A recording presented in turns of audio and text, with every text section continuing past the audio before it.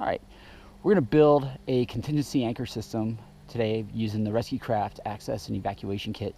So we slung the multi-loop rigging sling around here, and we're going to start this off with the totem. So we're first going to talk about a couple concepts. One being is getting to the edge of where you're going to rappel and just throwing your rope bag over is not necessarily what you always want to do. Typically what we'll do is we'll go, and if we can see that bottom or have somebody down there, we'll go ahead and strip that rope down to where we have the rope just meeting the bottom, or maybe we have a foot extra down there, and the rest of the rope will stay up in the rope bag with us up at the rappel station. So we're operating this rappel station to get a bunch of people down an area. So this is a contingency to where if somebody gets stuck or somebody gets hurt or anything like that, we'll have the capability of lowering them down. Part 2 of this series will actually go into rigging them so we can actually raise them back up. This part is going to be a contingency anchor, and it's going to be rig for lower. So we're going to start off with our totem, and we've already measured out the right side of our rope is going to be our rappel line. The left side is actually going back into our bag down below.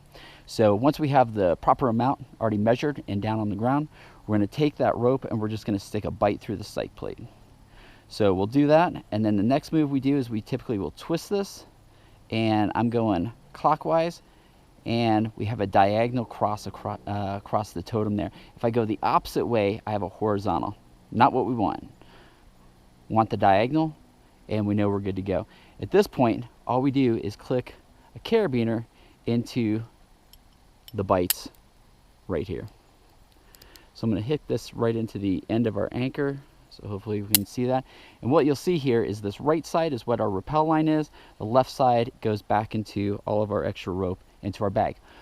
Ultimately what we want is enough rope still in our bag that we can lower that casualty or anybody that gets hurt or anybody that gets stuck on that rappel line to the ground safely. So basically safe to be able to go double the length of rope of what you're trying to rappel down. So once we have this, if we weight this side, it's actually going to pull down, so we have to lock off this portion of our brake line.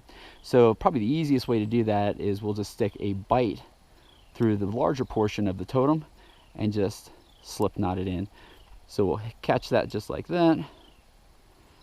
Once that's in there, we can pull our extra slack, and then this kind of is up to you. You can actually pull quite a bit down, and if you wanted to, you can actually just do a full safety around here and lock that off. Or if you wanted to, you could half hitch it and put a carabiner into that. Then we take that slack out so it's locked on there, and now this is our rappel line right here. This is our brake line.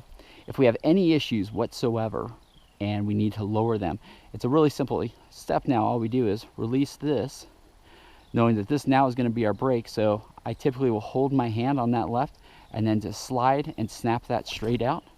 So now I can control the descent as we lower.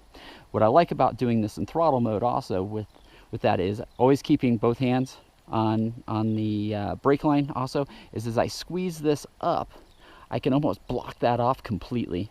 If I need a little less friction, maybe they're stuck on something or they're a lighter person, then I can actually pull down to decrease the friction, squeeze up to increase that friction.